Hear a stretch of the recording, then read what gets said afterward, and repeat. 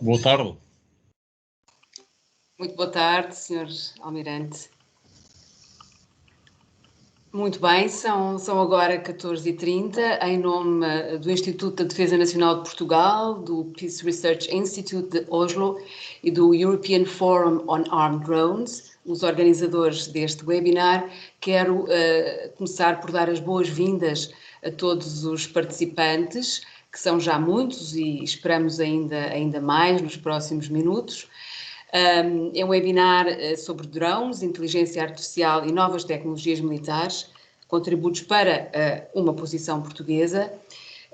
Foi com enorme alegria e satisfação que no IDN acolhemos a sugestão do Dr. Bruno Oliveira Martins, que nos contactou para, em conjunto, organizarmos esta sessão. Muito obrigado aos nossos parceiros, é um gosto também estar em parceria a organizar este evento. Por razões variadas, mas antes de mais e sem me demorar muito, quero, enfim, agradecer e saudar também os oradores desta sessão. O Vice-Almirante Gouveia Mel está muito ocupado, sabemos que tem que nos deixar um pouquinho mais cedo, mas muito obrigado por ter conseguido estar connosco. O Sr. Tenente-Coronel Paulo Sacramento, da Direção-Geral de Recursos da Defesa Nacional, o Sr. Engenheiro Ricardo Mendes, da Tekever, e o Dr. Bruno Oliveira Martins, enfim, membro dos nossos parceiros, do PRIO e do EFAB, e também, claro, ao Ricardo Alexandre, da TSF, que está aqui para moderar esta sessão. A todos, muito obrigado por estarem connosco. O tema deste evento não podia ser mais oportuno e mais relevante. Eu não vou falar disso, uma vez que temos vários especialistas e temos um debate longo, enfim, não tão longo quanto provavelmente viremos na continuidade a fazer, mas enfim, um debate que queremos que seja dinamizador de uma posição portuguesa e de uma discussão mais alargada desta matéria. Queremos discutir os impactos sociais, políticos, éticos, legais destas novas tecnologias militares, num contexto em que são cada vez mais, se desenvolvem no interface civil-militar, com implicações que temos que compreender, que temos que debater, mas também avançar um pouco naquilo que é falar das condições para a definição e a implementação de políticas nesta matéria. Penso que são estes os objetivos deste seminário e é com essa intenção que convidamos também, enfim, os oradores e que vos convidamos a todos para colocar no chat questões que possam animar esse debate.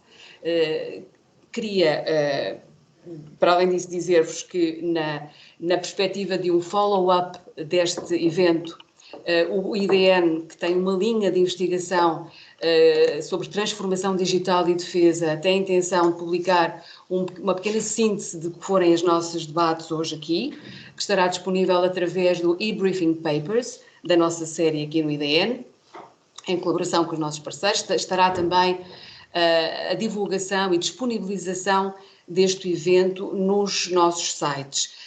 Isto leva-me a informar-vos de que o evento vai ser gravado e, portanto, essa é uma informação relevante para todos e será depois, portanto, disponibilizado para quem tenha interesse em revisitar ou outros que não tenham podido estar hoje connosco, poderem escutar e acompanhar estes debates. Muito obrigada a todos e, sem me demorar muito mais, passaria a palavra ao Ricardo Alexandre, moderador desta sessão.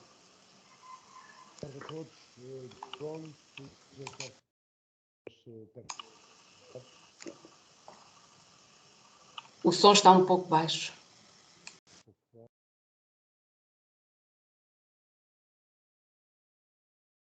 Sim, está certo. Creio que assim está melhor, certo? Assim ouvimos. Nem sempre os headphones de marcas conceituadas e a tecnologia nos ajuda.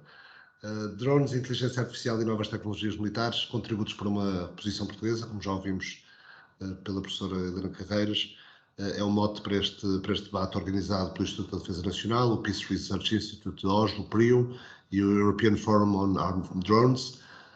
Eu queria antecipadamente pedir desculpas, como já o fiz junto da diretora do IDN, e do professor Bruno Oliveira Martins, mas por motivos profissionais incontornáveis e de última hora, terei muito provavelmente que me ausentar na fase de debate, pelo que a professora Helena Carreiras irá dar muito mais brilho do que eu poderia trazer se continuasse até ao fim desta sessão.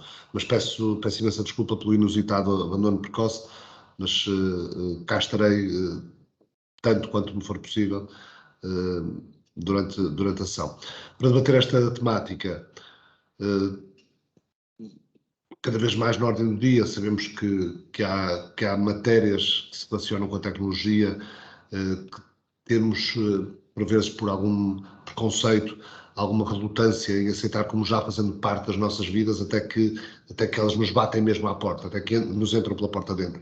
E, em algumas questões que vamos abordar aqui, essa já é a realidade no nosso tempo. Para debater estes temas, temos aqui o professor Bruno Oliveira Martins, do PRIO, como já disse, onde coordena o grupo de investigação na área da segurança. Tem como principais interesses de investigação a interseção entre desenvolvimentos tecnológicos, práticas de segurança e mudanças sociais. Atualmente lidera projetos sobre estados de emergência e tecnologias emergentes de segurança, incluindo uma investigação financiada pela Comissão Europeia, precisamente sobre a preparação das áreas metropolitanas diante das ameaças de drones, um projeto sobre excepcionalismo durante a pandemia Covid-19 e um projeto no âmbito do programa Horizonte 2020 sobre tecnologias de fronteira. Temos também uma das figuras mais mediáticas e, diria, importantes na vida dos portugueses na atualidade, o Almirante Gouveia Melo. É desde janeiro do ano passado o adjunto para o planeamento e coordenação do Estado-Maior-General das Forças Armadas, função que desde o início de fevereiro deste ano passou a acumular com este coordenador da Task Force para combate à Covid-19. Ao que consta, além dos submarinos e do mar, é um apaixonado pelo mundo das matemáticas, físicas e da computação. Ao longo da carreira frequentou vários cursos, dos quais se destacam a especialização em comunicações e guerra eletrónica, o International Diesel Electronic Submarine Tracking Course em Norfolk, nos Estados Unidos, o curso geral naval de guerra, uma pós-graduação em Information Warfare na Universidade Independente, o curso complementar naval de guerra e o curso de promoção oficial general no Instituto de Estudos Superiores Militares. O Tenente-Coronel Paulo Sacramento, da Força Aérea Portuguesa, é desde agosto de 2020, desde agosto do ano passado, assessor na Direção-Geral de Política de Defesa Nacional, para as áreas da Força Aérea, ciber, gestão de crises, tecnologias emergentes disruptivas e nuclear.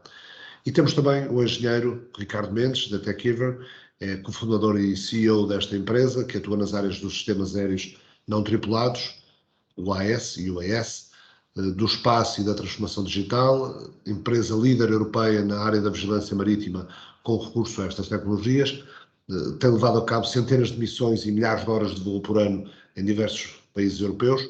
O engenheiro Ricardo Mendes foi professor e investigador do Departamento de Engenharia Informática do Técnico, do Instituto Superior Técnico, lecionou diversas cadeiras na área da inteligência artificial até 2006, ano no qual deixou a docência para se dedicar em exclusivo à empresa.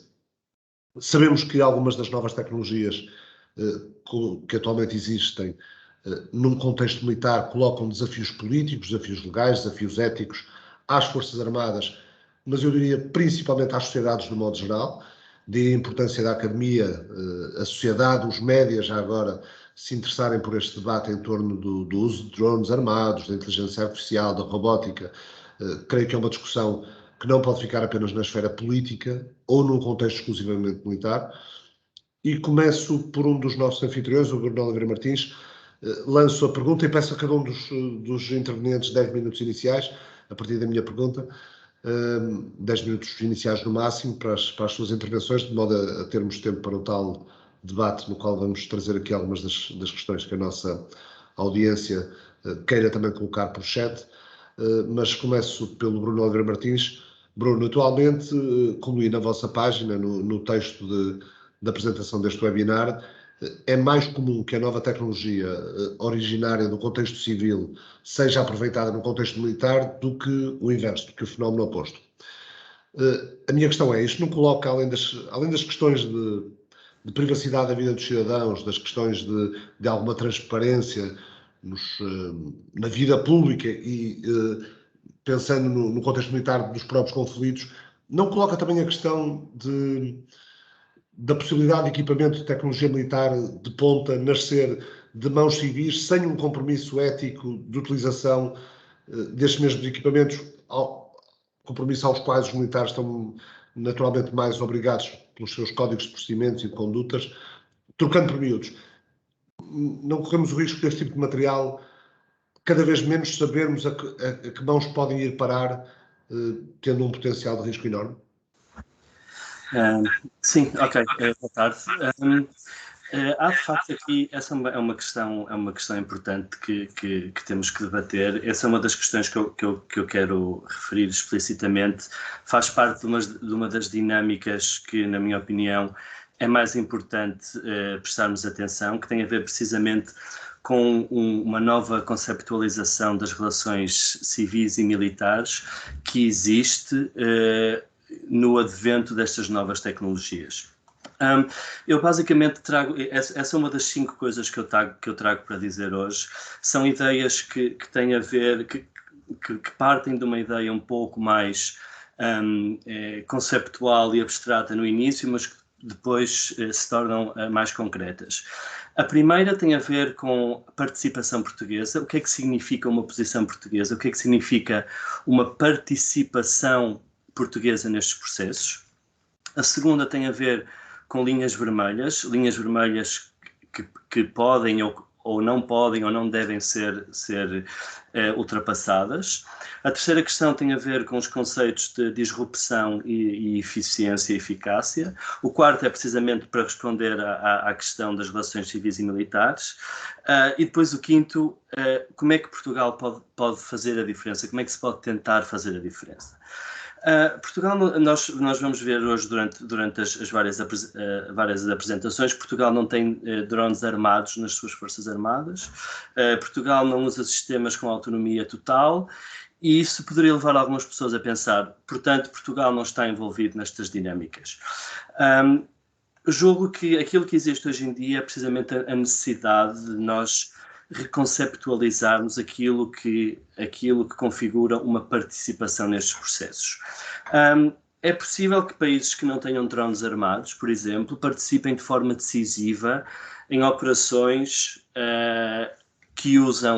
em que esses drones armados são utilizados. Eu vou dar 3 exemplos que não envolvem Portugal, mas que mostram como podem vir a envolver Portugal num futuro próximo e hipotético.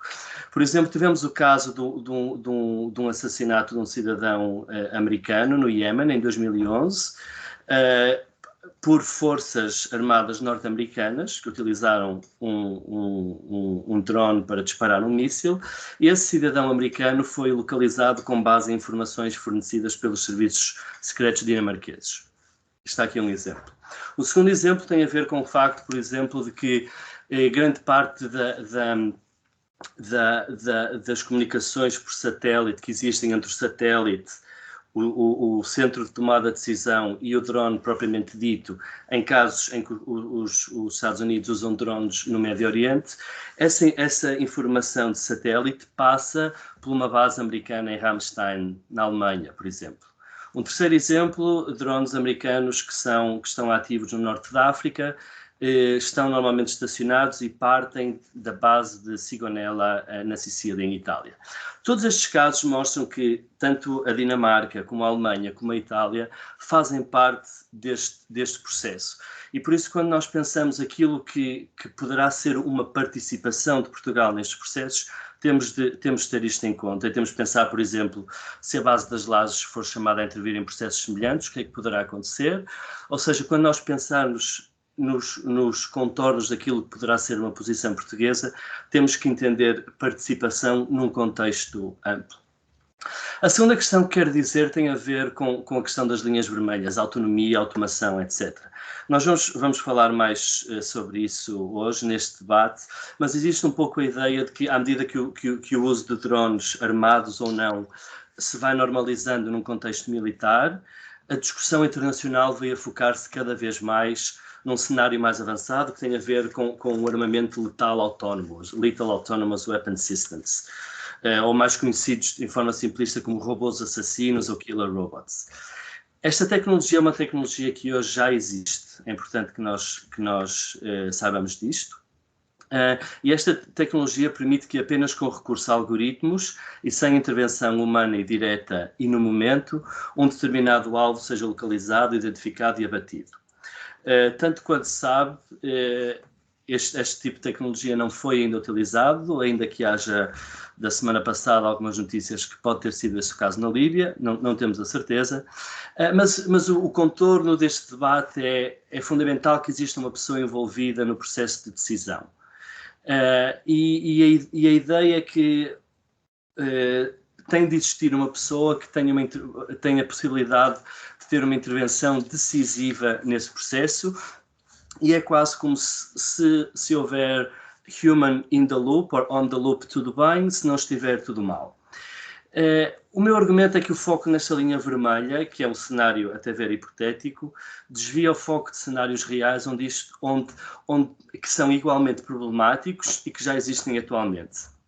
E que são cenários que existem sobretudo para encontrar os chamados unknown unknowns, ou seja, realidades potencialmente relevantes, mas que são desconhecidas. Por exemplo, software que identifica suspeitos de terem cometido um determinado crime, por exemplo, através de padrões de comportamento de um determinado automóvel, software que intercepta comunicações e que sumariza e compila relatórios de intelligence e que tenta antecipar movimentos dos adversários, etc. Isto é tecnologia que já existe e que já é utilizada e que não é letal, a tecnologia propriamente dita, mas começa a ser utilizada em alguns contextos. Para responder especificamente à questão do Ricardo Alexandre, estes desenvolvimentos que nós falamos, e era aquilo que eu queria tentar dizer, trazem novos desafios às relações civis e militares. Efetivamente, as relações civis militares contemporâneas são marcadas pela crescente importância de tecnologias de duplo uso, como o caso dos drones, obviamente, e pela participação de unidades de investigação e desenvolvimento no desenvolvimento de tecnologias que podem vir a ter uma aplicação militar. Antigamente, ainda num cenário de Guerra Fria, falava-se muito de como os progressos na tecnologia militar poderiam vir a ter um impacto positivo na sociedade. E, efetivamente, muitas das tecnologias que nós temos hoje em dia, como o GPS, como a internet, etc., nasceram num contexto militar e foram depois utilizadas num contexto civil. Atualmente é mais comum o inverso, ou seja, que determinada tecnologia seja desenvolvida sobretudo num contexto comercial e civil e que depois essa mesma tecnologia venha a ser utilizada num contexto militar. A mensagem que eu tenho em relação a isso vai estar no fim da minha intervenção e que tem a ver precisamente com a questão, o potencial de Portugal para fazer a diferença. Nós sabemos que em questões geopolíticas, de segurança, política internacional, Portugal tem brio em tentar fazer a diferença, em tentar ser uma mais-valia, em tentar ser visto e ouvido. Temos muitos exemplos disso. Sempre a mobilização diplomática que existe sempre que um cidadão português concorre a cargos internacionais, não é? O secretário-geral das Nações Unidas, a presidência da Comissão Europeia, a presidência da Assembleia Geral das Nações Unidas, etc. Mas também através de participação em missões e operações internacionais, ou seja, há uma vontade de Portugal de querer ser visto, de querer participar, de querer ajudar. E o meu argumento é, se Portugal quer fazer a diferença nos temas mais importantes da guerra, do presente e do futuro, não será por ter os sistemas mais avançados, os drones mais potentes ou o último grito em tecnologia, porque jamais conseguiremos competir com outros países. Se Portugal quer fazer a diferença e fazer a diferença pelos motivos corretos, deverá ser tentando lutar por um uso equitativo, justo, transparente e proporcional destas armas do presente e do futuro. Nós estamos numa altura de vazio regulatório, nós vamos provavelmente falar sobre isso hoje em dia. Existe, em relação à questão dos killer robots, ou dos sistemas que têm autonomia total para disparar, nomeadamente, não existe ainda uma regulamentação internacional, ou seja, estamos num período em que, se Portugal efetivamente quiser mobilizar recursos diplomáticos, políticos, etc., tem uma boa oportunidade para o fazer. E será participando ativamente nestes contextos e não tentando ter o último grito tecnológico. Podemos falar um pouco mais de outras questões a seguir, mas seria esta a minha principal mensagem.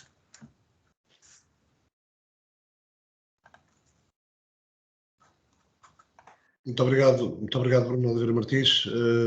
Almirante Gouveia Melo, solicito também a sua intervenção inicial de 10 minutos, com esta pequena provocação, se me permite. Já consegue ver num futuro próximo o drone a descer junto da casa da senhora que vive numa aldeia remota e a entregar-lhe à porta a vacina pronta para ela se autoimunizar? E pergunto-lhe também se é esse o futuro que deseja.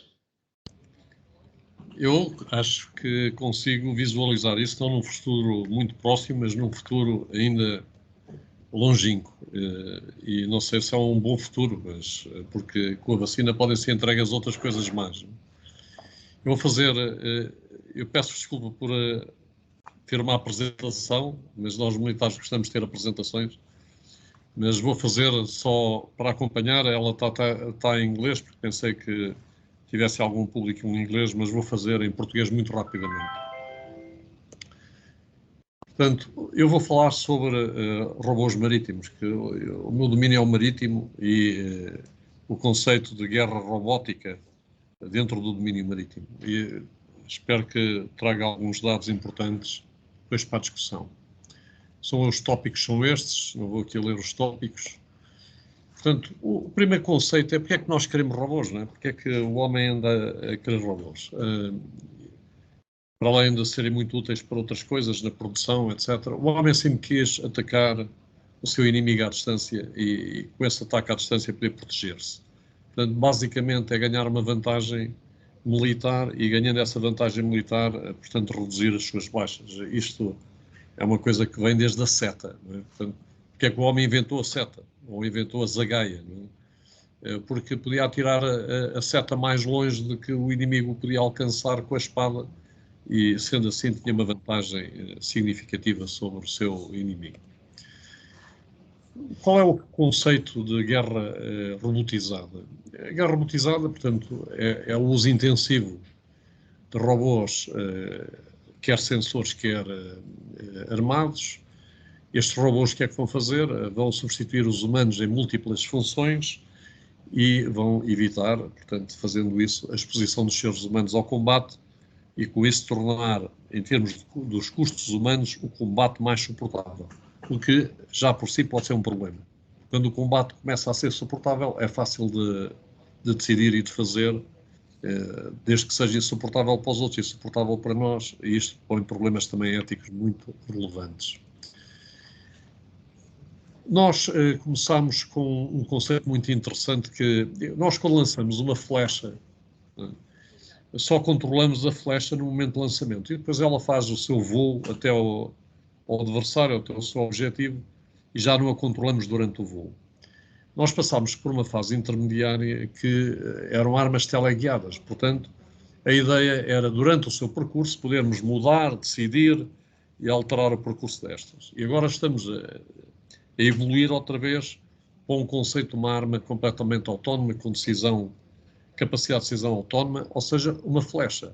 Só que em vez de lançarmos uma flecha usando energia elástica, lançamos uma flecha que tem energia própria, mas que tem pensamento próprio, ou que tem capacidade de decisão própria. Mas, uma vez lançada, já não a podemos trazer de volta. Isto se for completamente autónomo. Isto põe aquele problema que é uma arma que, de alguma forma, ou estes sistemas, de alguma forma, perdem o controle do ser humano, e já foi posto também na intervenção anterior, que esse pode ser um dos grandes problemas que nós temos, obrigando a pôr o homem sempre no loop. Obrigando o homem a pôr sempre no loop, é preciso sempre ter comunicações, e se nós interrompermos as comunicações, a decisão não se faz, o que também é uma vulnerabilidade em termos militares. Não há soluções ótimas. Portanto, os robôs militares serão no futuro um sistema de sensores, de armas e de comunicações, é o conjunto destas três coisas, vão substituir os seres humanos em combate com algum grau de autonomia. Este grau de autonomia pode ser maior ou menor. No domínio marítimo, os robôs são muito úteis. Porquê? Porque a primeira coisa que é muito importante no domínio marítimo, diferente do domínio terrestre, é que é um espaço inabitado, o que facilita as operações. Nas operações a nível terrestre há muito mais confusão, a coisa é muito mais complexa, há muito menos certezas do que no espaço marítimo. Portanto, o espaço marítimo será, e o espaço aéreo serão os primeiros a sofrer uma elevada robotização dos seus processos de confrontação.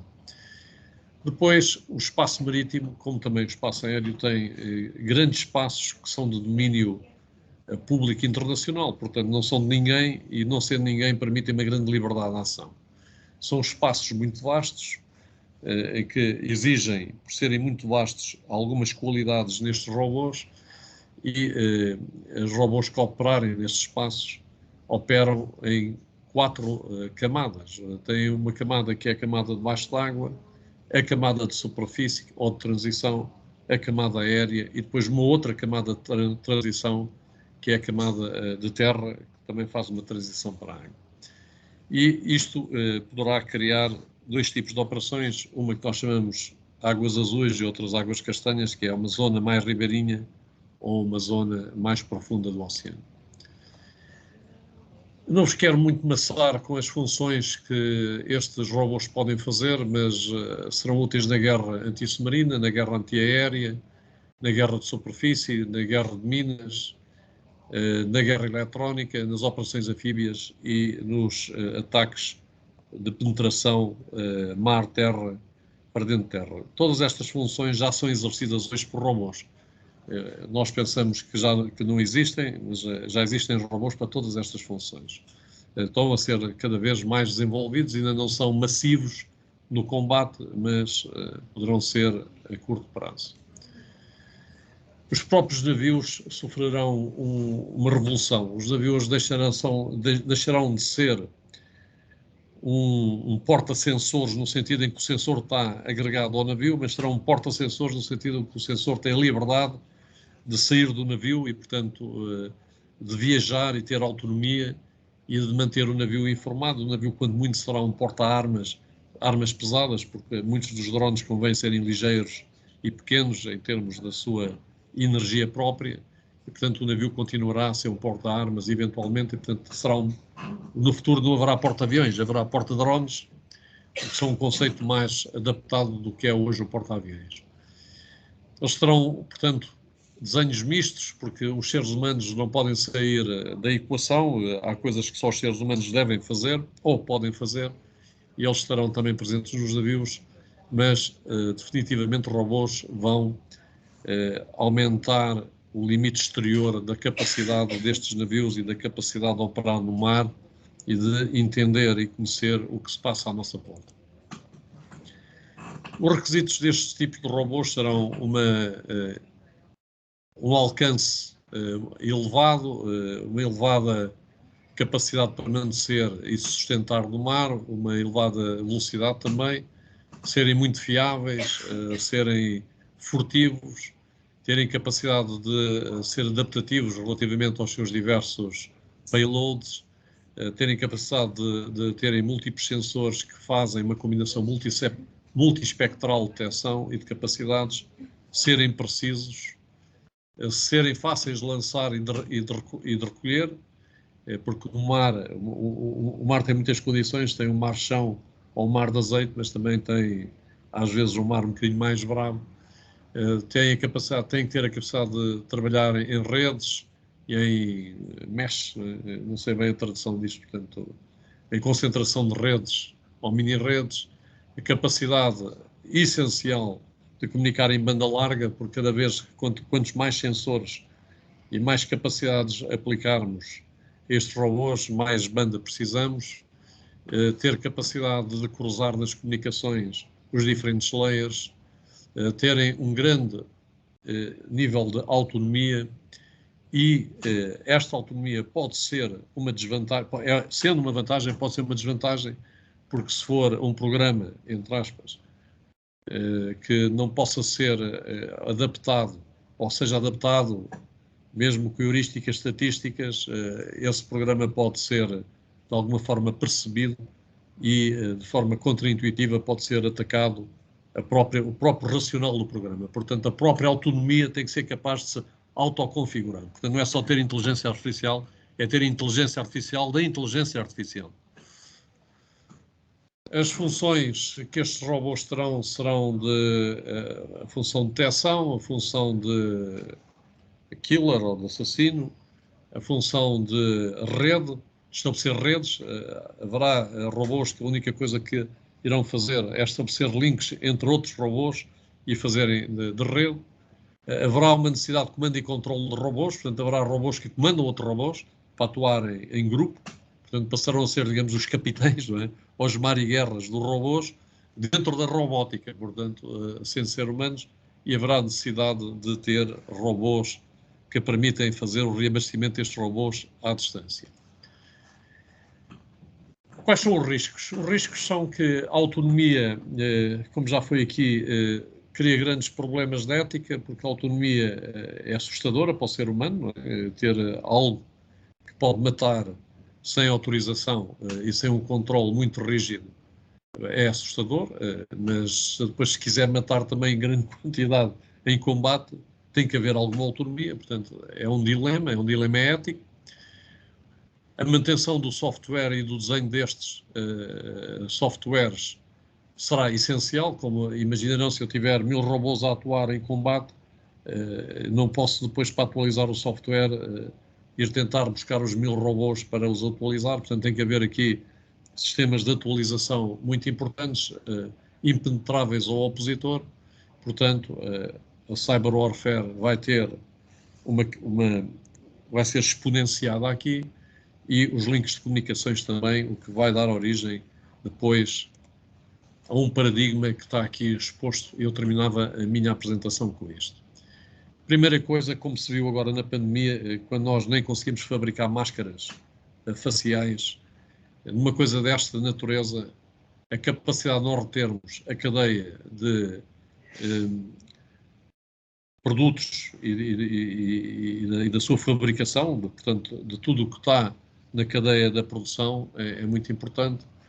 A capacidade de controlar, no mínimo, num determinado local, o espectro eletromagnético, porque se não o controlarmos não conseguimos comunicar, e o controle deste espectro é muito importante, e depois o controle de redes, mesmo comunicando, ter cuidado que as nossas redes não sejam penetradas e podermos penetrar e irromper o inimigo ou as redes deles, dos robôs que estão a atuar. E, portanto, isto, em tudo, pode ser resumido numa única frase, que é supremacia tecnológica.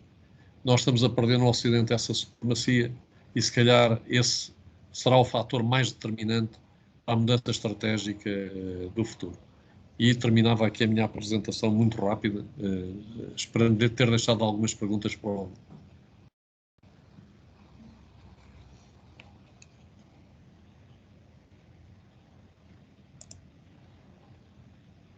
Não ouvimos, Ricardo, não ouvimos. Peço desculpa. Agradeci ao Almirante Gouveia Melo e dirigi-me ao Tenente Coronel Paulo Sacramento. Recentemente o secretário-geral da NATO, Jens Stoltenberg, esteve em Portugal no lançamento de uma espécie de Academia Militar de Inteligência Artificial, a Academia de Comunicações e Sistemas de Informação da NATO, sendo o senhor um especialista em cibertecnologias emergentes, disruptivas. Convidava então a dizer-nos qual é a posição portuguesa quanto a estes temas, num contexto internacional em rápida transformação, geopolítica, já o sabemos, mas também tecnológica. Muito obrigado, muito boa tarde a todos e a todas, e tal como o Sr. Almirante, também sendo eu militar, terei todo o gosto em partilhar uma apresentação com todos vós.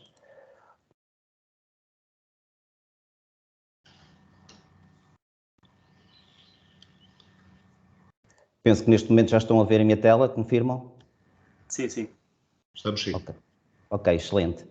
Então, irei, antes de mais nada, queria apenas dizer e fazer aqui uma ligeira correção. Portanto, eu sou membro da Direção-Geral de Política e Defesa Nacional, não da Direção-Geral de Recursos, e, portanto, a minha apresentação é um bocadinho mais abrangente, na medida que, desde agosto do ano atrasado, que eu na Direção de Serviço de Planeamento Estratégico, abordo as tecnologias emergentes disruptivas de uma forma mais holística, ou seja, não em particular, mas de uma forma muito geral, em que ao longo do tempo, então sim, tendo em conta aquilo que se vai desenvolvendo no âmbito da NATO e da União Europeia, iremos então entrar nas áreas específicas. Mas pronto, a minha apresentação é um bocadinho mais transversal e que depois, a partir daí, poderá eventualmente levar a questões mais técnicas e mais especialistas numa determinada área.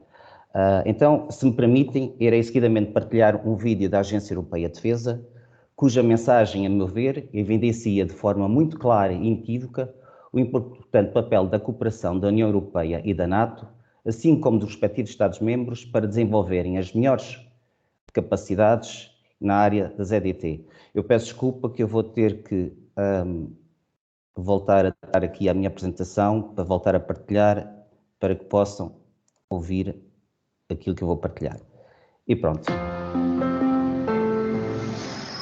In the defense domain, emerging disruptive technologies is a term covering new concepts with the potential to revolutionize military capabilities, strategies, and operations. The use of horses, the invention of gunpowder, or development of nuclear weapons all had considerable disruptive impacts on the battlefield. Present-day disruptive technologies are, for example, artificial intelligence, robotic and autonomous systems, new space technologies, or advanced new materials. For the European Union to become a credible security provider and to retain its strategic autonomy, mastering EDTs is a must. The European Defence Agency works at the conceptual and the practical level by identifying relevant EDTs for defence applications and delivering collaborative projects, for example, in the field of artificial intelligence. This is done in close cooperation with member states, taking into account activities within NATO. The European Commission reserved budget for research into EDTs in the European Defence Fund, and the Union advocates for their responsible and ethical use in international fora. Europe possesses the skills and competences to advance in this field, but only by joining our efforts will we keep our strategic advantage. Prontíssimo. Visualizado o vídeo, que é da Agência Europeia de Defesa, apresento-vos de seguida a minha agenda, que focará os seguintes pontos. Uma primeira breve referência às EDT e o seu impacto, a abordagem da União Europeia e da NATO, estruturantes da defesa nacional e possíveis ações e, por fim, desafios futuros. As tecnologias emergentes e disruptivas, tal como o próprio nome indica, são emergentes na medida que ainda não são amplamente usadas e disruptivas porque rompem com conceitos, táticas e procedimentos instalados e, quando levadas para o teatro de operações, podem fazer pender a balança decisivamente a favor de quem as possui. As oportunidades e riscos criados pelos EDT exigem, portanto, um acompanhamento dinâmico do panorama tecnológico e uma cooperação estratégica com diferentes atores, em particular com a NATO e com a União Europeia, numa lógica de complementaridade e amplificação de alcance, sem nunca descurar a capacidade de investigação e desenvolvimento própria, como pedra basilar para se conseguir estar na vanguarda do desenvolvimento de EDTs e nos mantermos interoperáveis. No contexto da NATO, as EDT são enunciadas numa série de documentos estruturantes, destacando-se o conceito de dissuasão e defesa, o NATO Warfighting Capstone Concept, o processo de NATO 2030 e a estratégia da NATO para as EDT, que foi muito recentemente aprovada na última ministerial de fevereiro de 2021. A estratégia para as EDT refere que, para fazer face ao elevado ritmo de desenvolvimento tecnológico, a Aliança precisa de adotar uma abordagem assente em 3 grandes vetores. Primeiro, é essencial identificar as novas tecnologias à medida que elas vão surgindo e que são importantes para a defesa. Seguidamente, é necessário compreender a sua relevância, particularmente para a dissuasão e defesa da Aliança. E, por fim, temos que estar preparados para agir, adotar e proteger as EDT. Decorrente da estratégia para as EDT, serão definidas mais 7 estratégias setoriais nas áreas dos temas autónomos, dados, biotecnologia, espaço, sistemas hipersónicos, tecnologia quântica e inteligência artificial. No âmbito da estratégia para a inteligência artificial, que já se encontra em fase de elaboração, permitam-me que, pela importância que se reveste, destaque apenas um dos 6 objetivos enunciados e que tem a ver com a integração de forma responsável da inteligência artificial nos processos de decisão e operações militares, tendo por base precisamente os desafios éticos e legais que se apresentam. Na Cimeira da NATO, que se realiza no próximo dia 14 de junho, prevê-se o lançamento do modelo de governação e financiamento Defense Innovation Accelerator for the North Atlantic, que se traduz num esforço civil-militar que visa 3 grandes objetivos. Primeiro, suportar a NATO e os aliados a tornarem-se mais competitivos através de mecanismos de partilha de informação, formação, treino e assessoria estratégica. Segundo, apoiar as startups a desenvolverem as EDT que os aliados e a NATO precisam. E por fim, não menos importante, aproximar de facto o setor civil e militar na procura de soluções para a defesa. Relativamente à União Europeia, as EDT são abordadas também em diferentes documentos, designadamente a Estratégia para a União da Segurança, com grande enfoque na utilização responsável de drones, no Comunicado 237 de 2018, subordinado ao tema Inteligência Artificial para a Europa, e, por fim, na Bússola Estratégica. As EDTs estão igualmente vertidos nos Objetivos da Cooperação Estruturada Permanente para a implementação dos compromissos e projetos da próxima fase 2021-2025, como também são refletidos no âmbito da aplicabilidade do Fundo Europeu de Defesa. Como todos sabem, a NATO e a União Europeia têm vindo ao longo dos últimos 20 anos a estabelecer cooperação em matéria de segurança, na medida que partilham interesses estratégicos e enfrentam os mesmos desafios. Ora, atentos às inúmeras oportunidades e vulnerabilidades subjacentes às EDT, espera-se que a cooperação NATO-UE assuma um nível de compromisso exigente e bem delineado, garantindo que as linhas orientadoras dos documentos relevantes em discussão na União Europeia e na NATO que acabei de abordar são devidamente articuladas a fim de maximizar sinergias e evitar competições e concorrências. Passamos agora para o terceiro ponto da agenda e que aborda os eixos estruturantes da defesa nacional.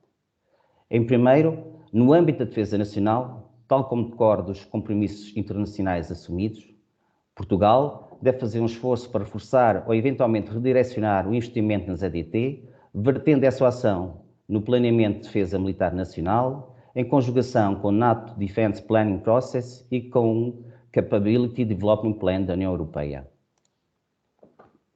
Considerando a importância que as EDT têm para a defesa e para o desenvolvimento do país, o Estado português, tendo sempre presente a sua dimensão e possibilidades, deverá, com recurso a fundos próprios e outros disponibilizados por mecanismos da União Europeia e da NATO, fomentar e premiar ao nível interno a investigação e desenvolvimento de EDT que sirvam os interesses nacionais e se apresentem como ferramentas apetecíveis no panorama internacional. Para tal, o Estado deverá adotar uma política de cooperação entre os vários ministérios, setores privado, público e academias, que seja capaz de incentivar, recrutar, formar e principalmente reter recursos humanos. Neste contexto, a IDD Portugal Defence é um ator essencial, devendo manter e, se possível, reforçar o seu papel de elemento de ligação entre a política de defesa nacional e a tecnologia, a base tecnológica e industrial de defesa, enquanto instrumento de capital para estimular o desenvolvimento de novas tecnologias e da economia de defesa. A adaptação e calibração da política de defesa nacional nesta matéria deverá passar pela capacidade de identificação sistemática do que está a ser desenvolvido e implementado por outros Estados e atores internacionais, por exemplo, através da criação de equipas especializadas ou unidades de investigação ligadas ao Ministério da Defesa Nacional, com capacidade para acompanhar e produzir relatórios atualizados e muito técnicos e capazes de ajudar na decisão. Passamos agora para o último ponto da agenda, que aborda alguns dos desafios futuros. Em primeiro, julgo que terá que haver um acompanhamento, um mapeamento do ambiente estratégico, ou seja, um horizon scanning do estado da arte das EDT que estão a surgir e das suas principais utilizações bélicas ou miliciosas, assim como dos principais riscos e oportunidades. Devemos estabelecer uma coordenação mais sistemática e permanente dentro da defesa, entre a defesa e a IDD e entre estes e a indústria. Aumentar os fundos para investigação e desenvolvimento, designadamente na Lei de Programação Militar e, por exemplo, abrir colos para financiamento de projetos. Devemos identificar boas práticas de outros países e organizações que sejam facilmente replicáveis no contexto nacional, sem burocratização excessiva e com a utilização dos recursos já existentes. Devemos investir no acompanhamento de candidaturas, criação de consórcios de pequenas e médias empresas e centros de investigação e desenvolvimento de fundos internacionais competitivos, tal como a IDD Portugal Defence tem vindo a fazer. Devemos aproveitar as estruturas das organizações a que pertencemos, designadamente o Science and Technology Organization da NATO e a Overarching Strategic Research Agenda da União Europeia, com o intuito de informar, especializar e valorizar o que se faz em Portugal. E por fim, e não menos importante, devemos estar atentos para que na próxima revisão do Conceito Estratégico de Defesa Nacional, as EDT sejam de facto integradas nas prioridades do Estado. Termino assim a minha apresentação e, como eu sei que não respondi à questão que me foi colocada de início, queria aproveitar este momento só para dizer que, efetivamente, a escola EUCAI Academy foi, de facto, inaugurada e Portugal é um parceiro forte porque, de facto, a ciberdefesa e a cibersegurança são uma área de grande atenção e, inclusivamente, estamos muito para breve que se saia e seja publicada a estratégia para a ciberdefesa no âmbito da defesa nacional. Portanto, é um assunto que é muito acompanhado em fundo pela defesa, inclusivamente pelo Sr. Almirante, que também esteve envolvido na elaboração da estratégia precisamente para a estratégia para a ciberdefesa e também no âmbito desta academia e, de facto, para nós é um ponto marcante e decisivo e que ajuda, de certa forma, mais uma vez, a reforçar o nosso papel na defesa na NATO e na Europa. Pronto, muito obrigado. Muito obrigado. Fica para depois, então, a resposta à questão sobre se a realidade orçamental já acompanha a realidade desta necessidade premente. Engenheiro Ricardo Mendes, temos um encontro Joe Biden, Vladimir Putin, a primeira cimeira a 2 desde Joe Biden chegou à Casa Branca.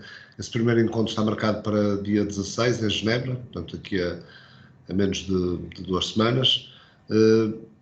Pensa que este tipo de temas são temas que já condicionam a agenda política a este nível, como deveriam, ou ainda são áreas que os decisores políticos deixam para os gabinetes dos especialistas, como o senhor?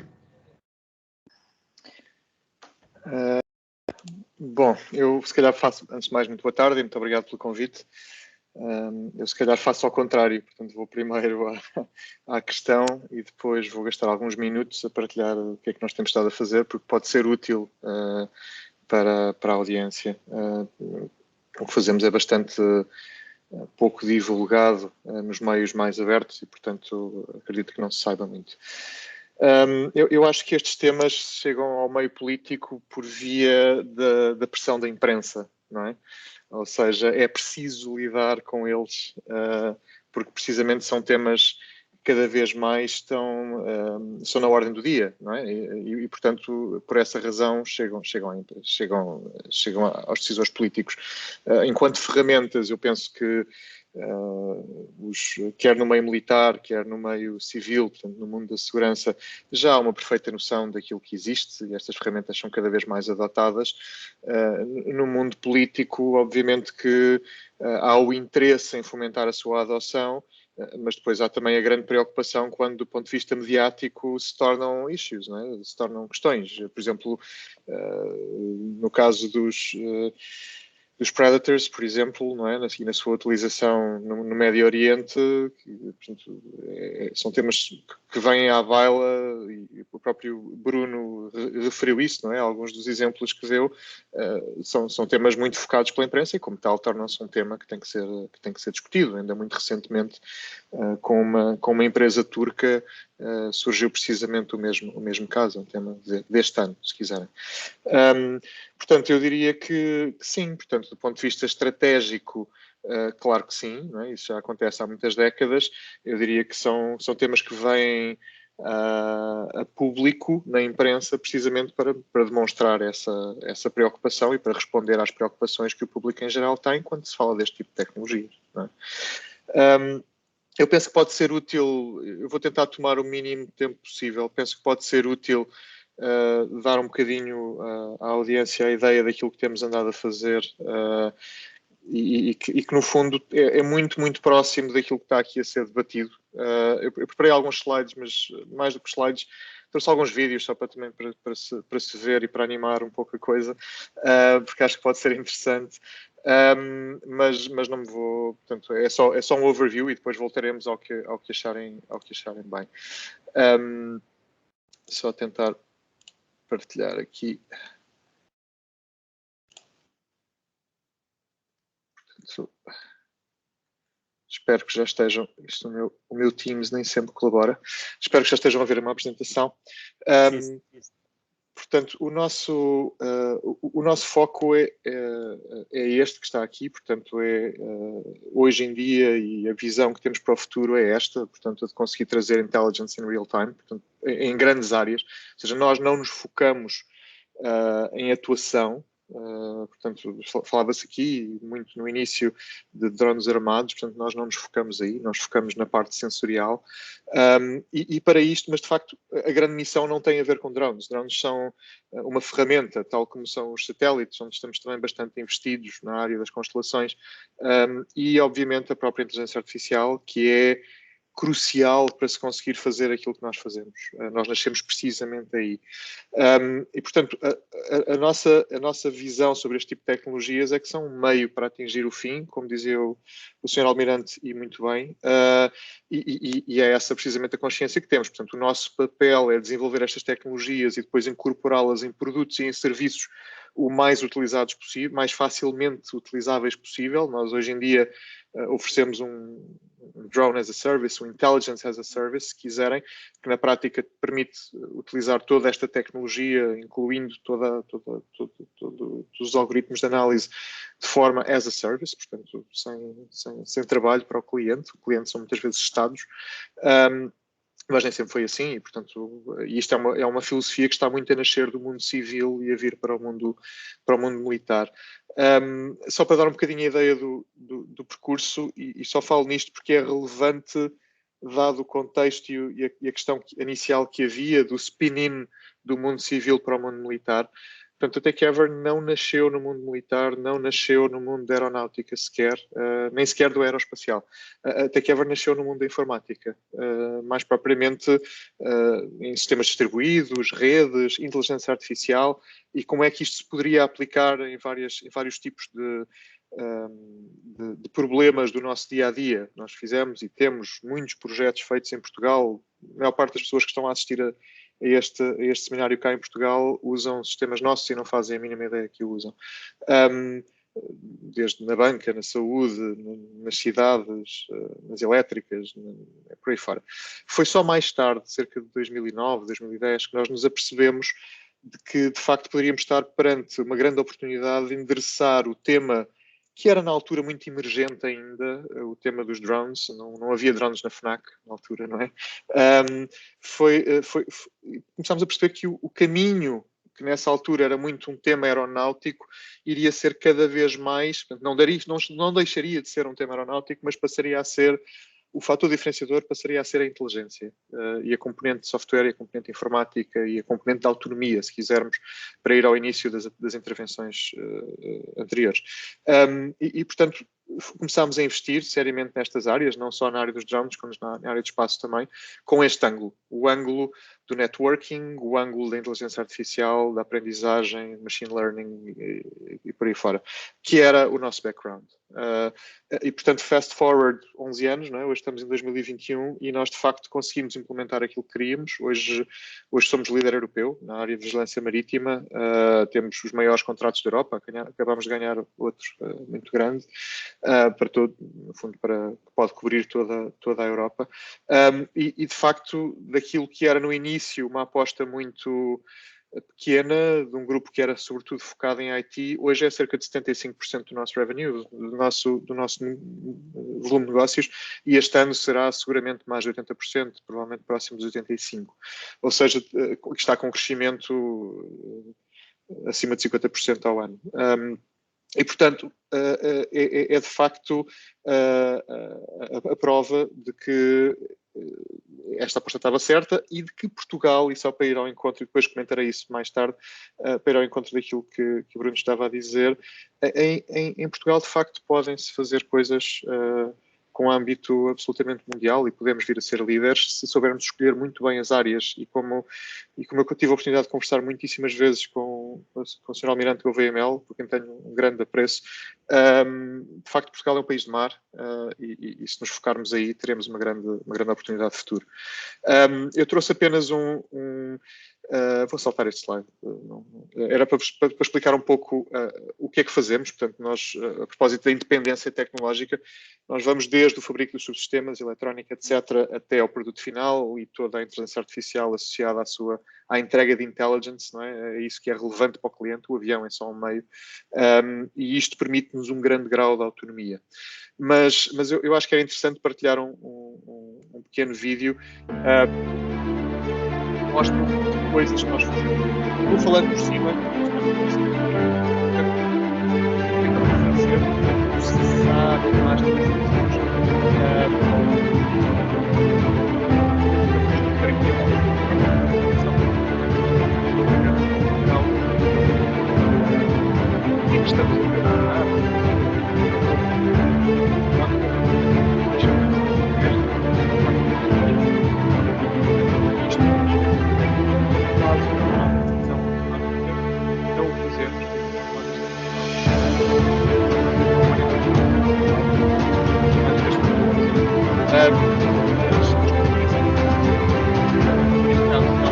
Conseguimos ouvi-lo, Ricardo.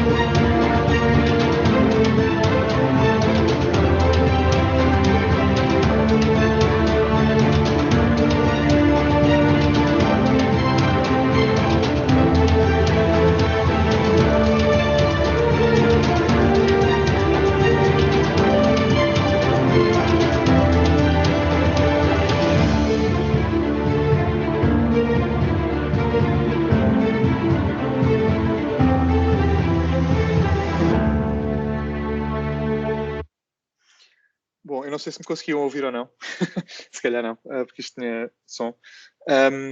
O que eu estava a dizer era que, de facto, seria muito difícil conseguir processar tudo aquilo que nós recolhemos sem o uso da inteligência artificial. Nós recolhemos muitos gigabytes de informação por hora, porque temos muitos sensores a bordo, radares, SARs, vários tipos de câmara,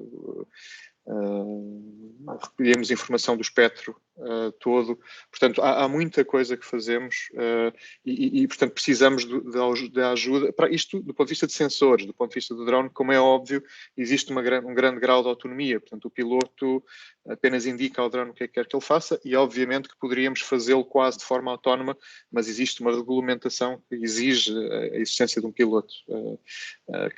Do ponto de vista técnico não haveria nenhuma dificuldade em fazer já totalmente autónomo. Para terem uma ideia de como é que isto é aplicado, não é? Porque aquele vídeo mostra apenas uma coisa muito focada em nós, não é? Mas o nosso foco são os nossos clientes. E para dar um exemplo que se tornou bastante mediático há uns meses, a nossa tecnologia é a que é e o nosso serviço é o que é utilizado para aquele que é um dos maiores desafios na Europa hoje em dia, que é o desafio dos refugiados. Em particular, nós fazemos isto em vários países, mas há um que nos é muito próximo e que tem um volume muito grande de utilização, que é entre França e Inglaterra. Portanto, nós fazemos todos os dias, hoje em dia já com mais do que um sistema, a vigilância do Canal da Mancha. E ajudamos a salvar a vida a muitas pessoas e a detectar muitos muitos barcos com imigração ilegal, e pela primeira vez o facto de utilizar este tipo de tecnologia foi possível no final do ano passado. Hoje em dia já são bastante maiores os números.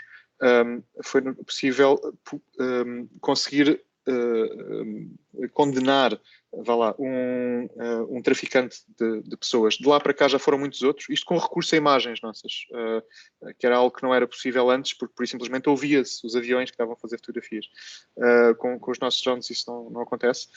E portanto estes são números já agora só de 2020, em 2021 penso que já vamos com mais do que isto, só nos meses que passaram, e portanto está a ser um caso de grande sucesso para o governo inglês, e algo que estamos a replicar um bocadinho por todo o mundo.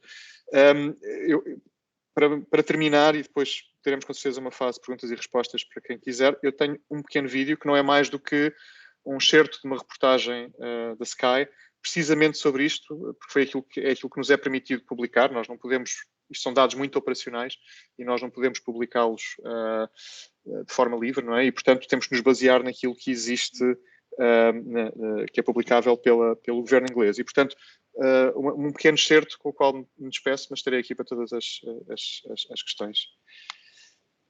The man leading the operation to stop migrants crossing the English Channel has told Sky News he believes drones will help reduce the number of people illegally trying to make the trip.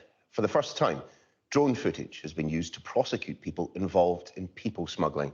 Sky News has been given exclusive access to the teams trying to reduce the number of crossings, as our correspondent Inzamam Rashid reports. Back from a mission of national security. This is a government drone used to track down and capture illegal crossings on the English Channel. These aircraft play a vital role in protecting our borders and helping to convict people traffickers. Sky News has been given unprecedented access to see for the first time the ongoing operations led by the Home Office.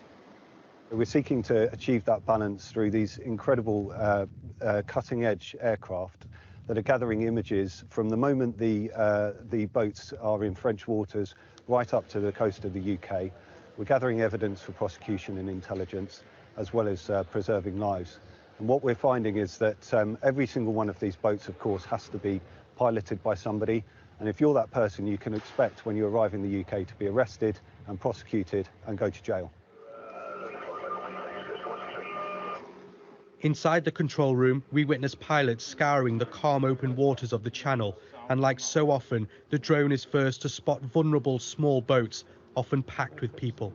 A lot of the time we do detect these vessels coming across that are unaccounted for and no one is aware of, and as soon as we do, it's our job to report it straight back to Dover, so we do that. We don't hesitate, we don't stutter. What's happening? Bom, para não vos estar, isto tem mais 2 minutos, mas para não vos estar a amassar, convido-vos a ver, está online, e é perfeitamente possível ver. Queria só chamar a atenção para uma coisa que é, de facto, o que estamos a ver aqui, apesar dos pilotos serem todos ingleses, por uma questão de segurança nacional, tem algumas pessoas lá que são portuguesas, mas tiveram a ter uma credenciação específica, de facto até que era uma empresa portuguesa, em cujo capital é português e que a área principal de desenvolvimento é de facto em Portugal. Tá? Muito obrigado. Muito obrigado, Sr. Engenheiro Ricardo Mendes. Terminámos esta primeira ronda de intervenções iniciais. Eu estou a coadjuvar o Ricardo Alexandre, que teve que se ausentar um pouco. Infelizmente, o Sr. Vice-Almirante também, Gouveia Mel, também teve que sair, mas temos já aqui algumas boas questões colocadas no chat, e se me permitem eu vou lançar-vos para a mesa estas 3 questões e depois faremos uma outra ronda. Uma primeira questão do Contra-Almirante Gameiro Marques, que dirige o Gabinete Nacional de Segurança, que diz o seguinte: gostava de colocar a seguinte questão: estando na ordem do dia o 5G, que é muito mais que apenas uma nova tecnologia de comunicação, em que medida é que esta tecnologia pode ser disruptiva na forma como se planeiam e conduzem operações interagência como aquelas que hoje são as que mais predominam. Portanto, a questão do 5G.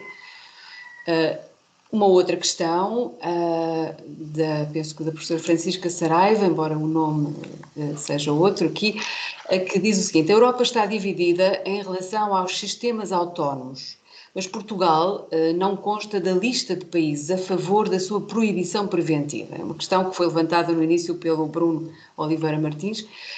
Enfim, a questão dos sistemas autónomos ou completamente autónomos.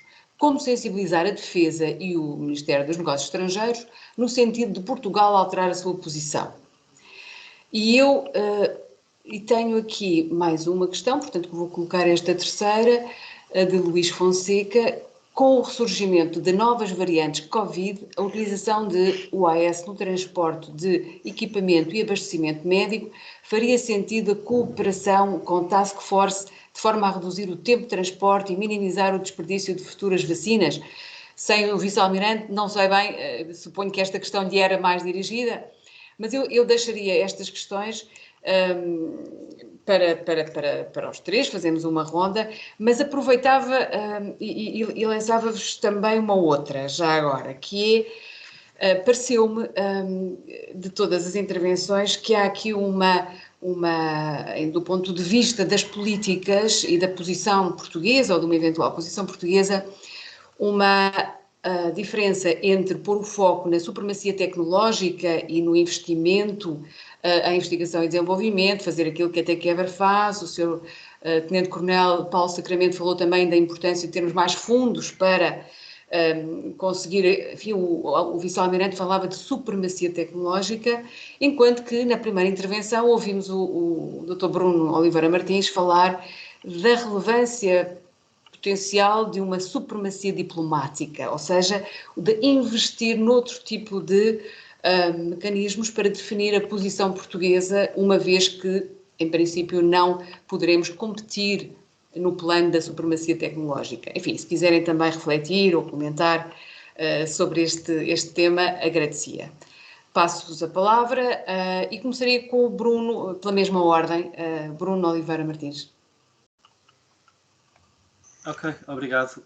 Eu não tenho resposta para todas as perguntas, vou dizer alguma coisa em relação àquelas em que tem alguma coisa para dizer. Quanto à questão das vacinas e a utilização de drones, eu gostava de dizer que, principalmente nos primeiros meses da pandemia, nós assistimos a uma enorme utilização de drones para lidar com questões relacionadas especificamente com a pandemia.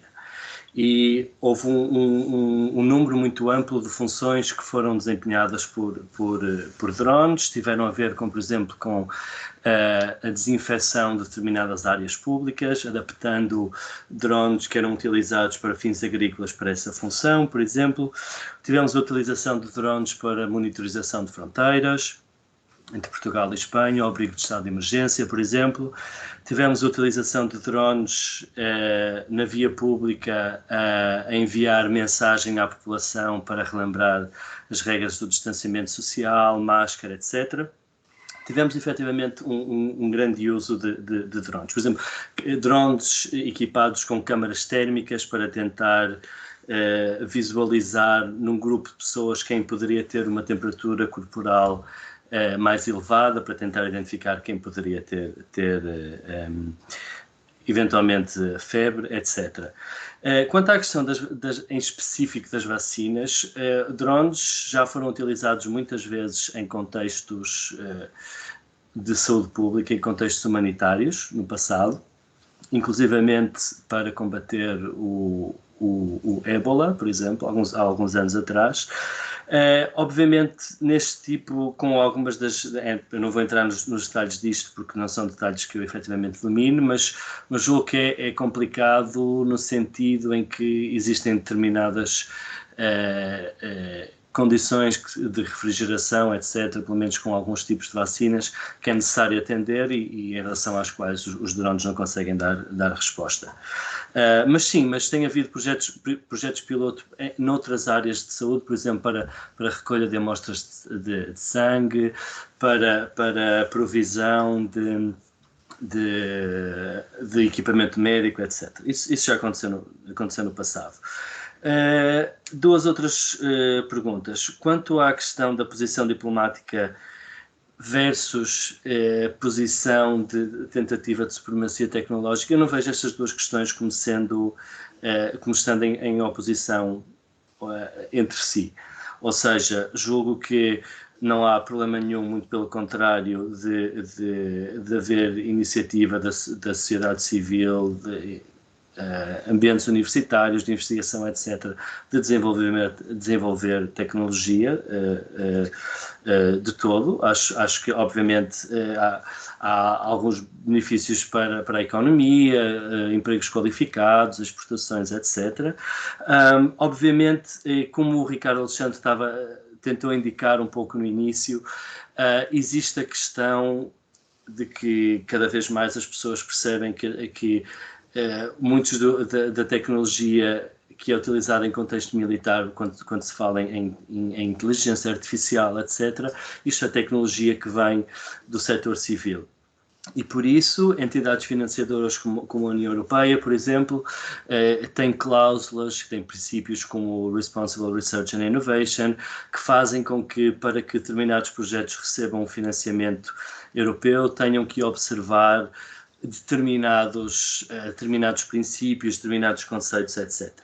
Também sabemos que na prática isso é mais difícil do que parece, e a investigação que nós fazemos aqui no período demonstra isso claramente, que existem, ainda que obviamente os esforços da Comissão Europeia em tentar regulamentar esta questão o mais possível sejam muito bem-vindos, a capacidade de efetivamente fazer com que estes princípios estejam presentes quando se desenvolve determinados tipos de tecnologia, por vezes não existe. Ou seja, por muito que os princípios estejam lá, por muito que a componente ética e dos impactos societais, etc., tenham de estar presente supostamente no desenvolvimento dos projetos, sabemos que muitas vezes isso não acontece. Última questão, em relação à qual eu não tenho uma resposta e gostaria muito de ter essa resposta, que é precisamente o que é que falta a Portugal para apoiar os esforços os esforços diplomáticos para que efetivamente exista uma abolição preventiva do desenvolvimento deste tipo de tecnologias. Porque nós temos de ter consciência que, mesmo que nós queremos ser otimistas e querer sempre desenvolver tecnologias mais agressivas, mais potentes, etc., acho que muita gente se esquece que a tecnologia é transferível e muitas vezes nós desenvolvemos determinadas capacidades ofensivas do nosso lado, mas que é uma questão de tempo até provavelmente a tecnologia está do outro lado e depois temos de nos defender dessa tecnologia. Nós vimos, por exemplo, como um Estado como o Reino Unido, que tem drones altamente potentes ofensivos, tiveram uma situação caótica há 2 anos e pouco, quando alguns drones se aproximaram do aeroporto de Gatwick, muito próximo de Natal. O aeroporto esteve fechado durante muitas horas, prejuízo de milhões e milhões de libras, ou seja, o Reino Unido sempre teve o objetivo de desenvolver drones agressivos e potentes para atacar e não se preocupou em defender. Ou seja, isto mostra que temos de ter cuidado quando vemos a tecnologia emergir e devemos fazer o possível em relação a tentar prevenir que a tecnologia errada seja desenvolvida. Obrigado. Eu estava a moderar, mas devolvo a moderação com muito gosto ao Ricardo. Estamos a fazer uma ronda agora, em que passaria a palavra ao Tenente-Coronel Paulo Sacramento. Certo, Ricardo? Ficas tu a dirigir. Certo, e eu, muito obrigado.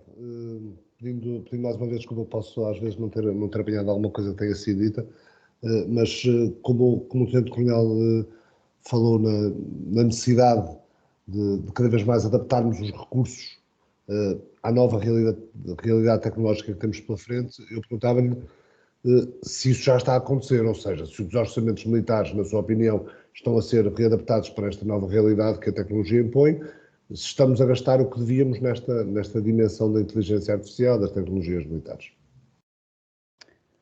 Ora, muito obrigado. Antes de responder a essa questão, queria responder-lhe àquela que me colocou relativamente ao EUCAI e, portanto, dizer-lhe que o EUCAI, de facto, revela-se mais uma vez importante porque é uma das prioridades nacionais no âmbito da cibersegurança e ciberdefesa e, portanto, este projeto PESCO, portanto, que é liderado por Portugal e conta também já com a parceria de Espanha, vem, de facto, promover a formação, treino e o desenvolvimento de competências dos nossos recursos afetos à área da cibersegurança e ciberdefesa, e inclusivamente vai ser um elo de ligação muito importante para a futura escola que será edificada no âmbito da ciberdefesa, dentro da área do Ministério da Defesa e do Estado-Maior-General das Forças Armadas. Portanto, um orçamento para o CAI está previsto um orçamento na ordem dos 300 mil euros entre 2022, 23 e 24, mas depois a gestão desses fundos e a autorização para esses fundos naturalmente estará sempre dependente da Direção-Geral de Recursos de Defesa Nacional e, naturalmente, da aprovação depois do Sr. Ministro relativamente a este assunto.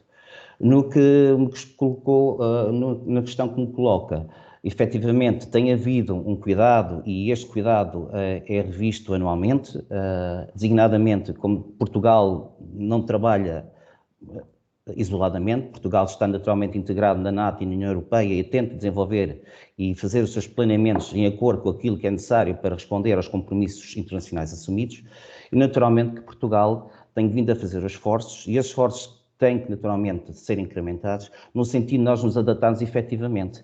Ou seja, muitas das vezes não implica termos que gastar mais dinheiro, implica termos que gastar o dinheiro talvez de uma forma mais inteligente e mais adequada àquilo que é a realidade atual. E, portanto, isso é um trabalho que está naturalmente em desenvolvimento e que requer naturalmente acompanhamento não só da Direção-Geral de Política de Defesa Nacional, mas também de quem efetivamente está no terreno, que é a componente operacional e tática, e estamos a falar naturalmente do Estado-Maior-General das Forças Armadas e que eles naturalmente desenvolvem as missões.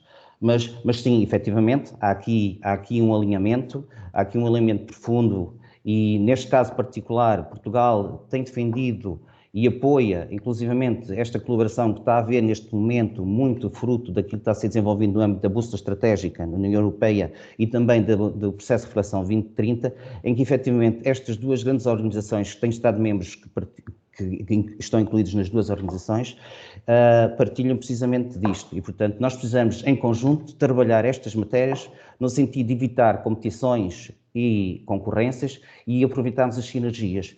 E quando se fala em Portugal, Portugal tem muitos recursos, tem universidades, tem centros de investigação muito competentes, com grande capacidade e que nós temos que efetivamente privilegiar e fomentar e criar condições para que eles possam efetivamente ajudar a defesa neste propósito e de certa forma também se catapultarem no ambiente internacional. Agora estou em crer que eventualmente nós nunca vamos criar sistemas como a Espanha ou a Alemanha ou a França, mas dentro daquilo que é as nossas possibilidades e aquilo que é o nosso compromisso, temos o direito, temos o dever de aproveitar as oportunidades que nos são dadas pela União Europeia e também pela NATO para, mais uma vez, demonstrarmos que, apesar da nossa dimensão, nós temos capacidades e somos capazes de contribuir para a segurança comum, tanto em Portugal como na área transatlântica.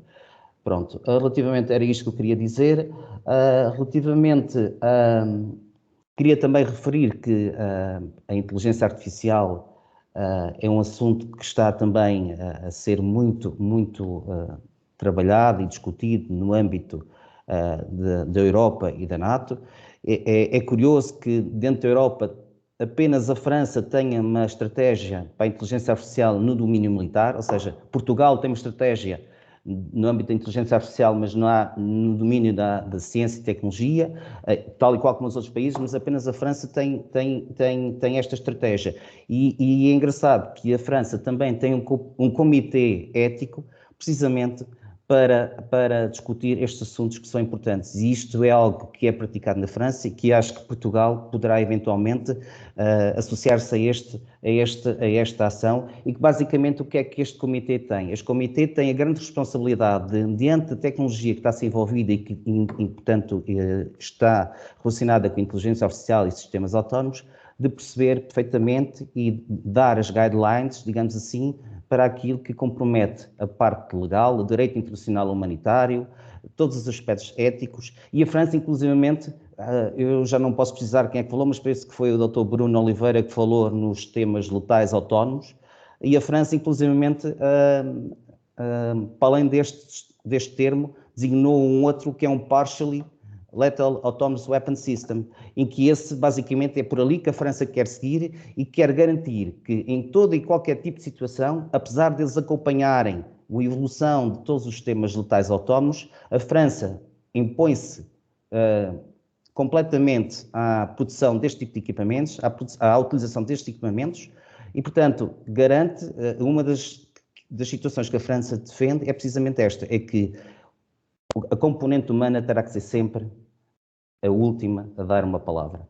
E esta opinião não é só da França, Portugal também no âmbito da ONU, dentro do Government Group of Experts também o exprime e, portanto, quando estamos a falar neste tipo de armas letais autónomas, aquilo que é discutido no âmbito das Nações Unidas, em Portugal também colabora e incorpora, a posição portuguesa é precisamente esta, que não estamos contra o desenvolvimento e o desenvolvimento tecnológico, mas queremos sim garantir que o ser humano terá sempre o controle total e, se não em todas as fases, pelo menos em 2 ou 3 fases essenciais de todo o processo.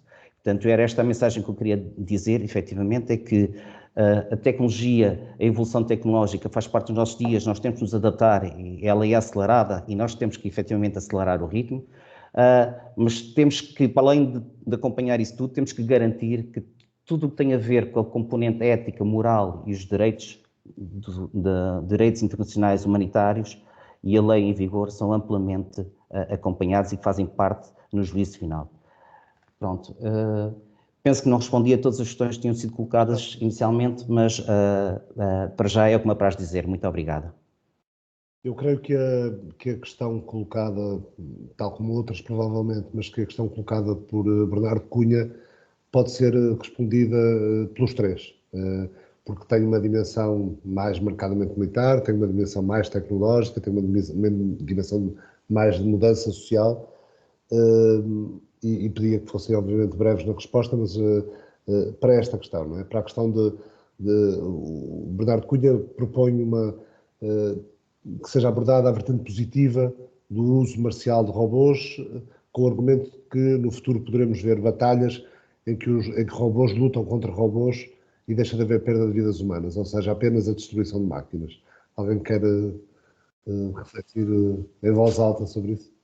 Ricardo, eu ia propor que dessemos a palavra ao Ricardo Mendes, porque estávamos a fazer a primeira ronda, incorporando esta questão, sem dúvida. Obrigada.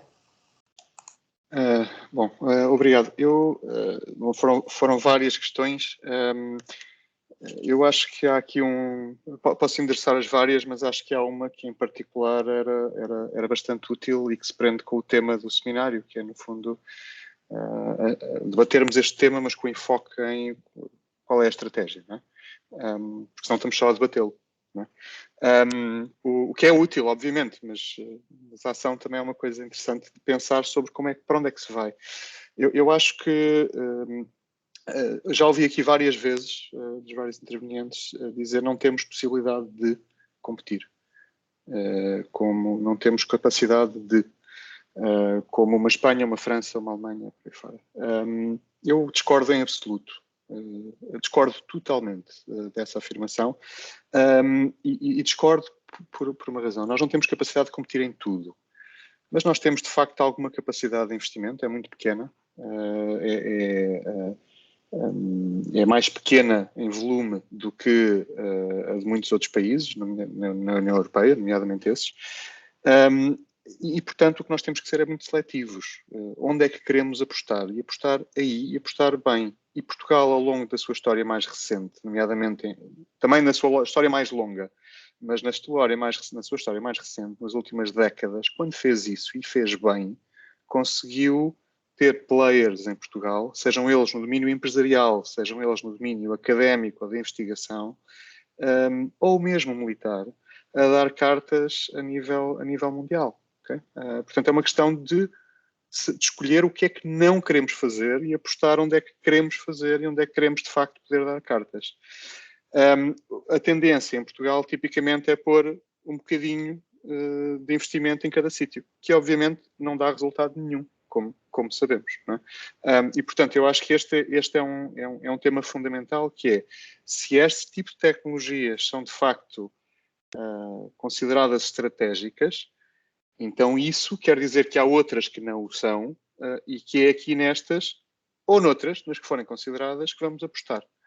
É isso que uma empresa faz, porque tem recursos limitados, na nossa opinião, isto é o input de alguém que vem do setor privado, na nossa opinião é exatamente isso que nós, enquanto Portugal, que é uma entidade com um país com recursos limitados, deve fazer.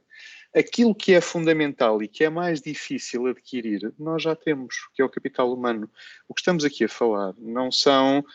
nós não vamos competir, não é por termos mais pessoas, e eu conheço a lei dos grandes números, mas não é por termos mais pessoas que vamos fazer melhor.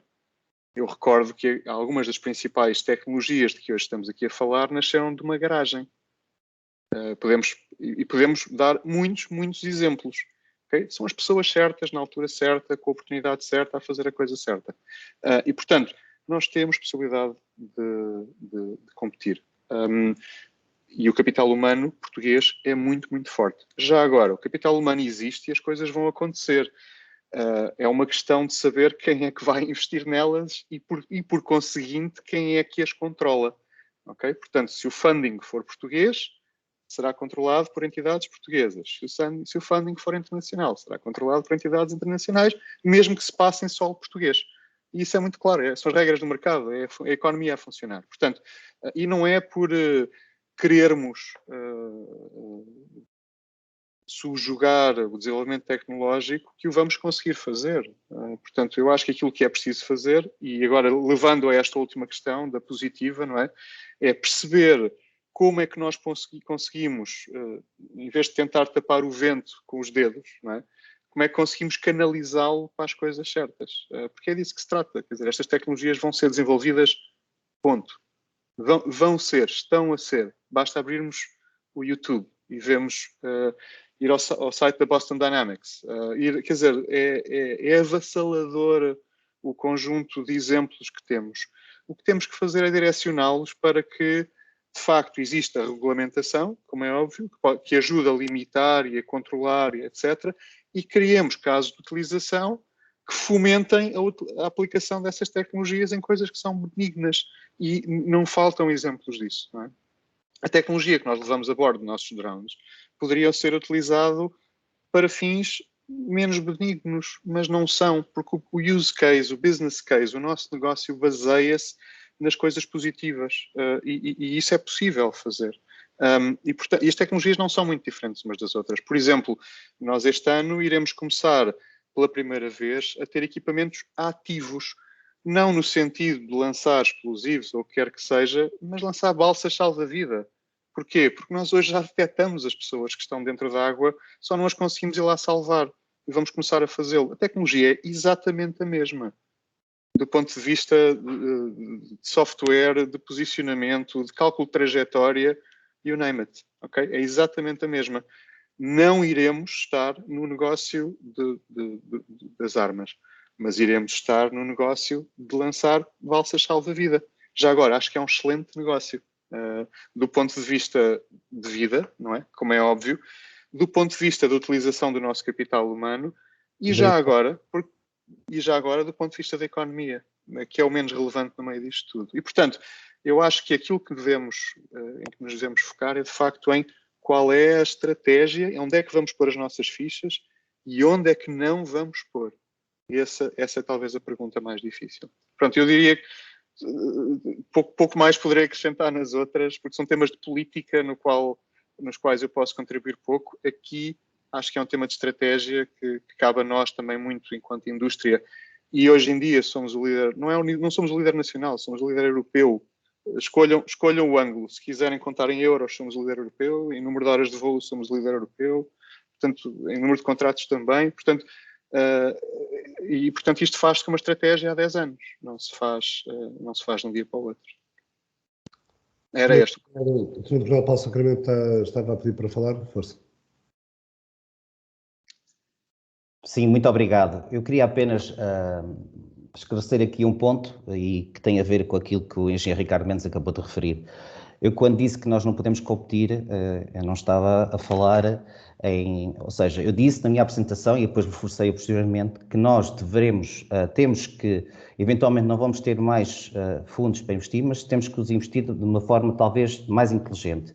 E também disse que temos grandes recursos humanos, e inclusivamente mencionei que nós temos que formá-los e reter esse recurso humano, porque ele é essencial para nós, é essencial para a nossa indústria e é essencial para que nós consigamos ser referências no exterior. E nós somos não só na sua empresa, como somos em várias outras empresas e vamos continuar a sê-lo. Quando eu disse é que nós não nos podemos comparar, é que nós temos que nos exigir aquilo que é a nossa dimensão. Foi isso que eu queria dizer. Por exemplo, imaginemos a França, a Alemanha e a Espanha vão agora lançar um projeto que é um NATO Fight, um Next Fight Generation Aircraft, que depois vai acoplado com sistemas autónomos e afins. Portanto, são processos megalómanos em que Portugal, neste momento, não parece que seja viável participar. Agora, não tenho a certeza absoluta que Portugal tem capacidade para desenvolver muitos equipamentos, muitos instrumentos que poderão eventualmente ser utilizados em sistemas acima desses. Mas, portanto, não queria aqui retirar aquilo que disse, ou seja, concordo com aquilo que disse e fez muito bem em dizê-lo, talvez não tenha explicado mal. Portugal tem muitas capacidades e tem dos melhores recursos humanos que existem. Portanto, isso não sou eu a dizê-lo, não é o engenheiro a dizê-lo, é reconhecido a nível mundial. E, portanto, agora, acho que há aqui qualquer coisa que é importante reter, é que nós temos que, efetivamente, nos capacitar de nossas possibilidades e da nossa grandeza. É só isso. Muito obrigado. Ok, então se calhar sou eu com a última intervenção. Obrigado pelas perguntas. Acho que estamos mais ou menos de acordo no sentido em que é muito importante para Portugal, seja ao nível governamental, seja ao nível da sociedade civil, seja ao nível empresarial, definir algumas prioridades estratégicas para poder intervir nos sítios onde efetivamente cada um destes setores acha que pode fazer a diferença. Concordo plenamente. A minha principal mensagem foi julgo que Portugal, enquanto país, pode fazer a diferença no sentido em promover níveis mais avançados de regulamentação internacional no âmbito das tecnologias emergentes, porque, de facto, é a coisa correta para se fazer, do ponto de vista ético, legal, etc. E também porque existe, estrategicamente, uma janela de oportunidade decorrente do facto de nós vivermos numa altura de um certo vazio regulatório, se é que podemos chamar assim. Queria só dizer 2 ou 3 questões muito rápidas. Sobre a questão dos robôs contra robôs no campo de batalha. Aquela evolução que o almirante Gouveia Melo referiu no início, de que desde o início do desenvolvimento de tecnologias militares houve a intenção de querer distanciar quem ataca de quem defende, de modo a que quem ataca possa estar numa posição de vantagem. É uma história que nos traz naturalmente até à realidade em que nós estamos hoje em dia, mas essa história é também uma história de um distanciamento de um opositor para o qual nós podemos ter uma determinada vantagem. E por isso eu não vejo como realista termos um campo de batalha com robôs contra robôs. Isso, na minha opinião, não faz qualquer sentido. Se determinado Estado, se determinado ator não estadual está num contexto de conflito, obviamente quer proteger-se a si próprio, mas quer infligir dano no opositor. E esse dano pode ser exclusivamente militar, mas pode ser também civil. E aquilo que nós vemos à medida que estas tecnologias estão cada vez mais presentes também na sociedade, vemos que surgem novas vulnerabilidades. E nós vimos isso em alguns ataques cibernéticos que vão começando a surgir aqui e acolá. Nós estamos...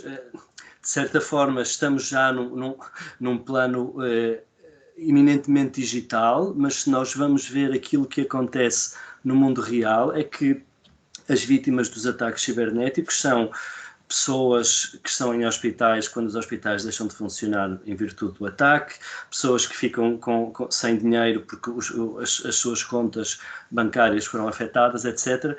Por isso, julgo que a menos que estejamos num cenário Robocop, estamos claramente a pensar em cenários em que há pessoas envolvidas, e por isso devemos ter isso em mente.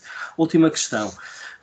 Grande parte dos esforços regulatórios a que temos assistido nos últimos anos no âmbito dos drones armados para promover uma utilização ética, legal, proporcional, equitativa, etc., são esforços que têm sido fomentados a partir da sociedade civil, tanto em organizações como a European Forum on Armed Drones e as diferentes ONGs que fazem parte do fórum, tanto junto de instituições europeias, junto das Nações Unidas, etc. E por isso eu gostaria de deixar um apelo à sociedade civil portuguesa, tanto ao nível das organizações não governamentais, mas académicos, pessoas que sintam um certo ativismo dentro de si. É muito importante pensarmos que existe a possibilidade de fazer a diferença hoje em dia e que muitos dos esforços regulatórios que nós vemos nas questões dos drones, nas questões da inteligência artificial, etc., são fenómenos bottom-up, que surgiram de parte da sociedade civil, que coloca pressão junto das entidades públicas e, enfim, as coisas acabam por acontecer. Por isso, gostava de deixar esta mensagem e agora passava a bola ou ao Ricardo ou à Helena. Muito bem, muito obrigado Bruno, muito obrigado também ao Tenente Coronel Paulo Sacramento e ao Engenheiro Ricardo Mendes. Obrigado a todos por terem participado. Eu, antes de fechar, deixava com a Helena Carreiras as últimas palavras para encerrarmos esta sessão. Obrigado a todos. Muito obrigado, Ricardo. Claro, para agradecer a todos e para apanhar a bola que o Bruno lança no IDN, mas também para promover noutras instituições este debate, que é um debate fundamental, e hoje começamos a criar consciência da diversidade de questões que ele levanta. Há muitas questões que ficaram por responder, mas parece-me que há uma coisa que já ficou mais ou menos clara, é que podemos simultaneamente aprofundar os investimentos nas tecnologias e avançar nesse sentido, na medida das nossas possibilidades e segundo prioridades que sejam definidas, e simultaneamente utilizar também os nossos recursos para a definição da governação deste sistema, que é cada vez mais importante, e as nossas competências soft skills, mas diplomáticas ou outras, para ajudar na regulação de um sistema tecnológico que, como todos, tem utilizações benignas e malignas. As tecnologias sempre puderam ser utilizadas de todas as formas, e o que temos de facto é que poder continuar a apostar nos benefícios enormes para a nossa vida, para as nossas sociedades, mas com controle, com a capacidade de ter uma governação destes sistemas, seja por via de um contributo para os sistemas regulatórios, seja, como dizia o Vítor Basto Fernandes, numa intervenção aqui no chat, numa aposta, por exemplo, em capacitar recursos humanos para intervir na manutenção da paz no ciberespaço, como já fazemos noutras áreas da conflitualidade contemporânea. E, portanto, é um debate que tem que ser feito. Há muitas questões que foram colocadas e comentários muito interessantes que vamos reter e que vos prometo, enquanto Instituto da Defesa Nacional, a promoção de mais iniciativas para continuarmos a aprofundar estes temas. Agradeço muito a todos os oradores, ao moderador, mas sobretudo ao PRIO e ao Bruno Oliveira Martins, na realidade, por promover com estes parceiros este nosso envolvimento continuado. Não é a primeira vez, mas sabemos agora que estamos num momento muito crítico e muito importante para a definição de políticas, e podemos participar nesse esforço e de facto é disso que se trata e que se tratou aqui hoje. Muito obrigada a todos e muito boa tarde. Até à próxima. Obrigado, boa tarde. Muito boa tarde a todos. Obrigado.